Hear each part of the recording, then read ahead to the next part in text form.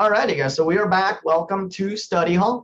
We did just cover a lot of information regarding Spain. The assignment this week is one that we need a lot of attention to detail in. Make sure those knife cuts are nice and precise. Make sure that you're paying attention to your paella. At the end of the day, like we said earlier, it's rice cookery, so make sure that that water level goes down. We don't want to see any soupy rices or anything like that. But just very quickly, anybody have any questions for us? I did see a hand up while we were transitioning, so don't be shy.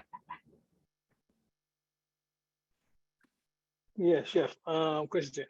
So you said we could cook the tortilla español in a cast iron pan? Yeah, you can definitely go ahead and do it in a cast iron. It's not what you would traditionally use, but if you don't have any other like larger pan, that'll work perfectly fine. All right, thanks, chef.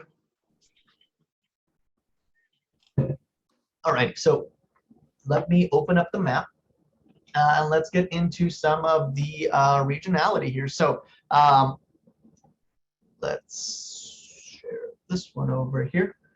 So this is the map of Spain. We're going to start off with the Catalonia region, which is right up here. It has a little bit of a different name, but same region here. So what you're going to find in this region up here is a lot of fresh local ingredients that are just kind of the backbone to the cooking here. Lots of fresh seafood. You can see a lot of cod, a lot of anchovies, a lot of octopus here, a lot of poultry, lots of meats. Ham, sausages are huge here. And then you have rabbit, cheeses, vegetables such as tomato, peppers, onions, artichoke, mushrooms, and a lot of nuts. You're going to see a lot of braised dishes in this region. This is actually where the dish paella comes from, which is as the assignment that we're doing this week. Sofrito is another very traditional dish here. Basically, it's a simple tomato sauce with olive oil, onion, garlic, tomatoes, and wine. That is this guy here. Yep. So this is what a sofrito looks like, and it's just one of those. Think of it as like a mother sauce in this region. It's something that's used a lot in a lot of different foods here. And it's used a lot to finishing paella. So you just kind of throw this over the top, and it'll give it that beautiful bright red color at the top. Valencia is another region, which is right under it over here to the south. Again, another very coastal region, so you're going to see a lot of seafood here as well. Similar to the Catalan cuisine, but rice is a lot more of a common ingredient. The Romans cultivated rice in Spain, and then the Moors, or the people that were coming from northern Africa, improved the irrigation techniques to be able to grow more rice in this region. So that is why they do eat a lot of rice here, because of that influence. As you head further south in these regions, you're going to see that you're going to have more of that African influence. And the further north you are, remember we talked about, you're going to have more of that European influence. But we go to Murcia, which is, where did it go? Down here, there it is, to the southwest of Valencia. It's tiny, but here, a lot of fresh vegetables, lots of seafood once again. But here, you're going to start seeing a lot more influence from the Mediterranean coast. So you're going to have a lot of fava beans, a lot of garlic, artichokes are something that you're going to see here quite a bit. Peppers, tomatoes are going to be very, very huge in this region, just because it's kind of on this southern port to this little exit, like we talked about. This little area right here is only, I believe it was 6 miles apart or something like that. So it's not all that big. When you get to central Spain, which is Castilla and Madrid, which is this kind of giant area here, here you're going to start seeing that Madrid has actually been the capital since 1931.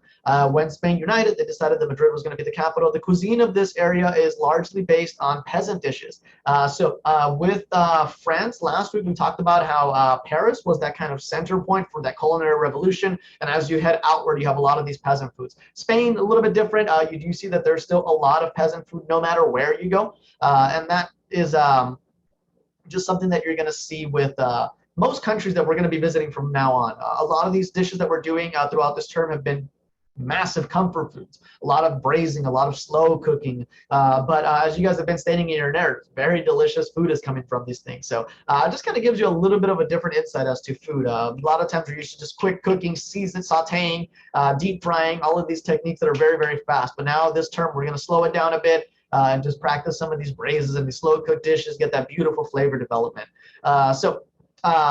Before it became the capital, most of the people in this area were actually shepherds, using simple, just practical methods of preparing food. And if you guys can think back, any people that were any people that had animals that they were using to slaughter, what they were doing was they were selling the expensive pieces. That's how they were getting income to buy other stuff for their families. So they were keeping these tough pieces of meat, the pieces that nobody wanted to buy, and that is how they would eat. So they would use all these slow braises, all these slow cooking methods, and just they ended up with the best food at the end of the day. I'll take a slow braise over a steak any day of the week. Just flavor development is where it's at. Castile produces a lot of honey, asparagus, paprika, strawberries, and saffron. So saffron was something that we were using this week. And Chef showed it earlier, but I'll show it once again. This is saffron here. So it grows in these flowers, and only 3 little sprigs grow per flower. These things are hand-picked. And once the flower dies, that's pretty much it. It gave 3 little sprigs. So imagine for that little container, or for this here, how many flowers do you need? A lot. So that's one of those things. That's why the price of it is so expensive. Saffron actually originated in Southeast Asia, funny enough, but now 70% of the world's saffron actually comes from Spain, and it comes from the region of La Mancha. It's harvested from the crocus flower, like Chef said. The red stigmas are harvested by hand. Each flower only has 3, and each bulb only produces 1 flower. So that's all you get, making saffron the most expensive spice in the world. As we head into Western Spain, we have Galicia up here. Here, you're going to see that there's a lot of Celtic cuisine. So it's very cold, very wet climate. Infertile soil makes it good for growing potatoes. They're not going to be growing much rice here, but they have a lot of potatoes. You're going to see lots of seafood, lots of boiled peasant dishes once again. The signature dish of this region is actually empanadas. So it's a pastry made with meat, cheese, and vegetables. And no matter where you go in Latin America, you're going to see a different version of empanadas. But this is where they originated from. Extremadura, which is known as no man's land. Where is it? There it is. It's lots of pork-based dishes here. So this region has very long droughts that make it very hard to grow crops, but it is one of the most rich regions in terms of their what they can grow with animals. So this is where they raise the black Iberian pig, which is this monstrosity over here. So these guys are actually fed mostly acorns as their diet. So the flavor of the pork is going to be very, very nutty. It has this slightly sweet kind of a melt in your mouth texture. And during the retreat, I was actually talking to another chef, and we got into this conversation. He was talking to me about squirrels, how he hunts and he eats the squirrels. And I was like, really?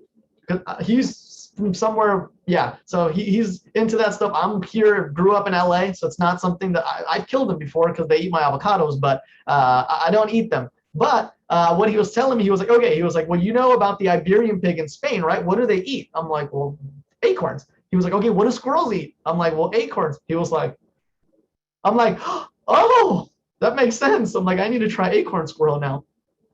So yeah, so it's crazy to think about, and you're just like, what? Like, but it makes sense. So he just like, I was like, whoa, okay, that's insane. So that's what I came out of that trip with. But yeah, so these were actually, the pigs have been bred in this region since 12,000 years ago.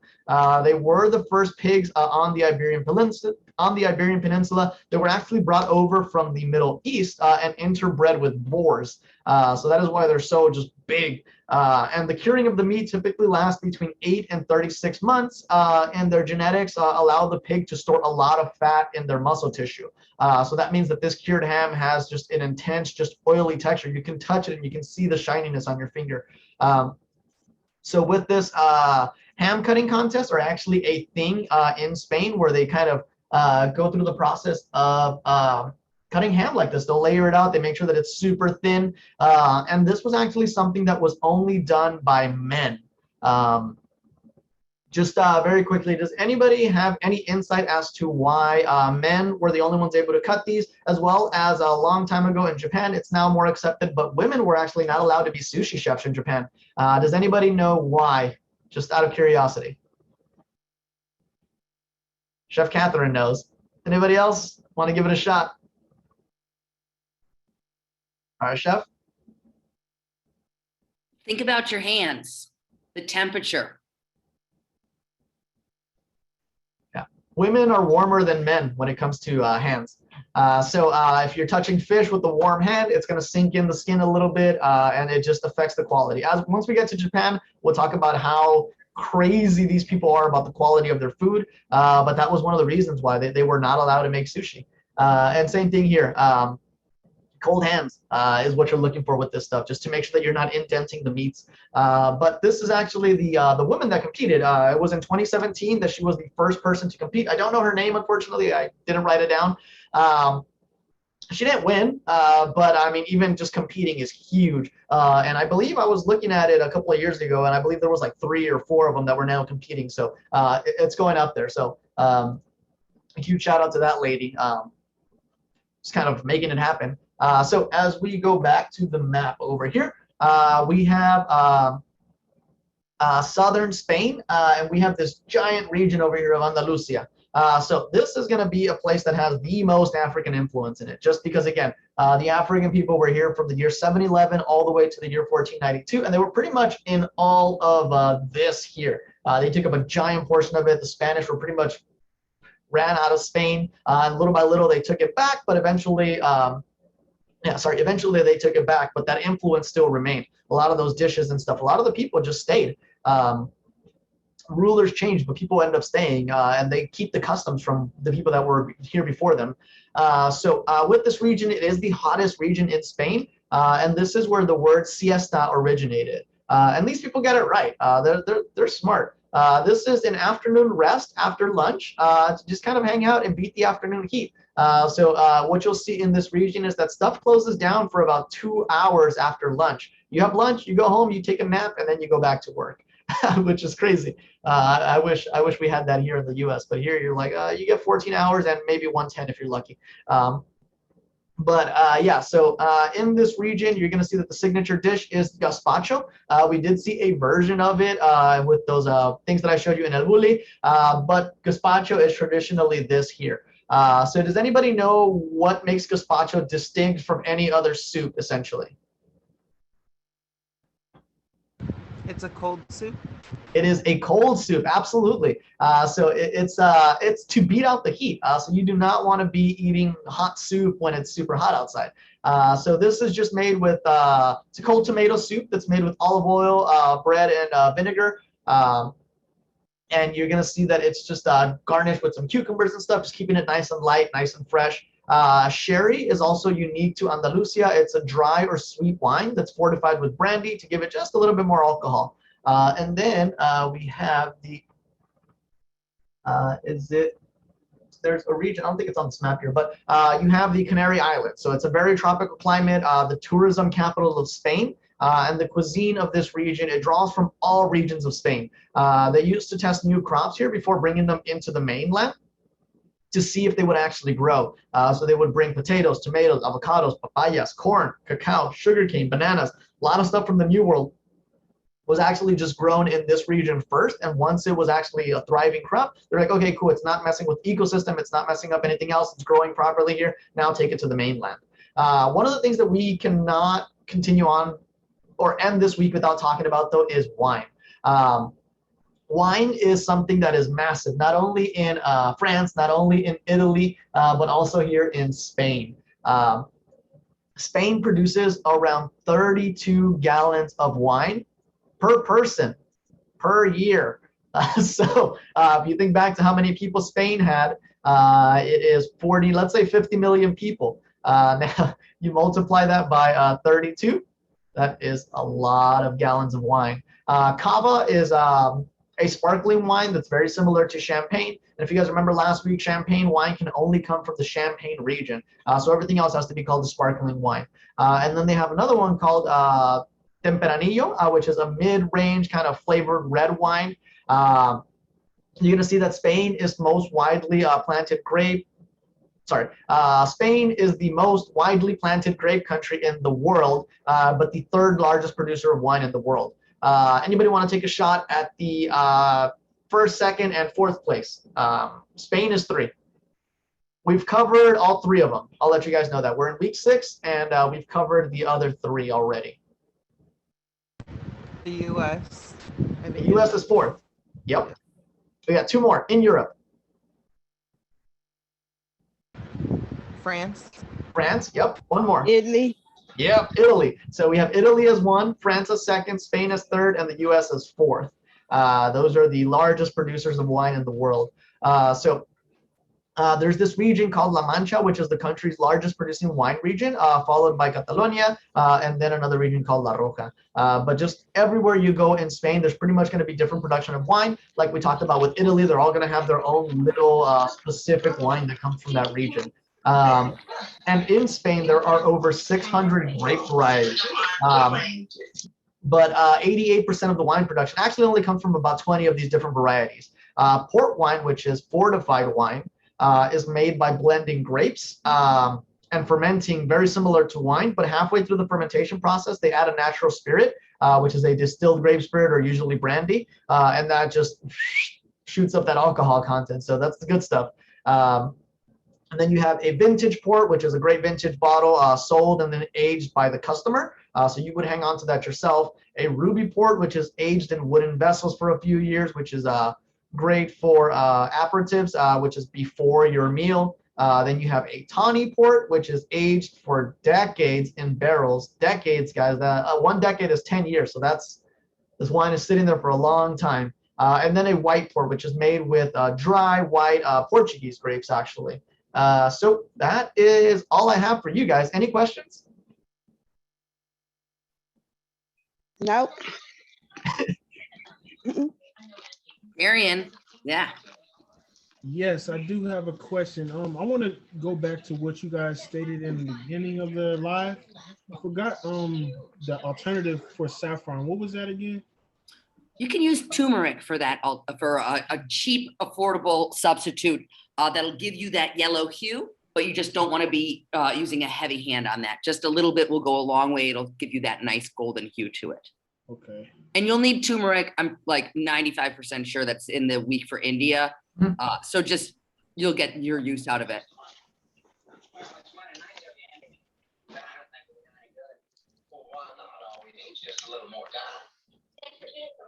Yeah. All right. Anything to add, Chef? Kind of ramble. Well, I was just gonna pull up a quick map here of the Spanish wine region, just to get a little visual having on that as well. Let me just pull this up, make sure I have it. I think I lost it. Got to get back to it. I don't know. I'm a visual learner, so I love seeing things like this. It brings color, and hopefully you guys enjoy this as well. But it's pretty cool. Gives you the breakdown of the regions and then the varietal that they grow in, right? So I can share. I'll put this on the class page as well. But really cool. Again, it just shows, like Chef Jerry was talking about, La Mancha, biggest area. It just shows you this breakdown of where you're getting it. You've got some wines that you might be hearing of. There's a lot of white coming in here. Albarino comes from the Galicia region. Another one is Chacolina, and that comes from this northern region. Both of those are really beautiful wines, white, refreshing, and crisp. But, you know, I would always suggest, if you want to start looking at wine, right, wine is really helpful to know about as a chef. Wine, beer, whether you drink it or not, but the knowledge of it, right? How do they pair well? What goes with what? You know, you think about, okay, traditionally, you know, you get white wine and seafood, right? Heavier, darker red, full-bodied wines, fuller food, right? You want to have that pairing that's going on. You don't want your wine or your food to totally overtake one or the other. You want them to play with each other, to balance each other. All right, so think about that. You know, and if you do drink or would like to learn more about it, I highly suggest going to, you know, Trader Joe's. If you have one, they have pretty affordable wine that you can get, you know, really decent ones for in the, you know, $7 to $10 range compared to some really expensive ones that, you know, 20, 30, 40 going upwards. But you can get some quality wines from Trader Joe's in that 8 to 11 range. And just start looking at certain varietals, right? And maybe get some friends over or family and start to understand, you know, what does it taste like, right? Just like we talk about food, we talk about wine. So it is an interesting concept to just dive into if you have interest in that. And on that same note, there is a huge push for non-alcoholic pairings in the beverage and food and beverage hospitality these days, with so many people, just saying, hey, alcohol is really not for me, but I want something that's going to play well with my food. So it's always important to think about, just like we think about gluten-free or vegan or vegetarian, we want to be all encompassing. We want to be welcoming, right? The hospitality industry, that's what we should be doing. So thinking about, non-alcoholic beverages that pair beautifully with food as well. Something to think about, right? What's going to go up with it? What tea, right? Can we make some herbals, tinctures, different fruit juices, right? Blends, effervescent or still. So it's just really cool to think about. And I think that there's a lot to explore in that world. That's kind of my take on that. Any other questions, class?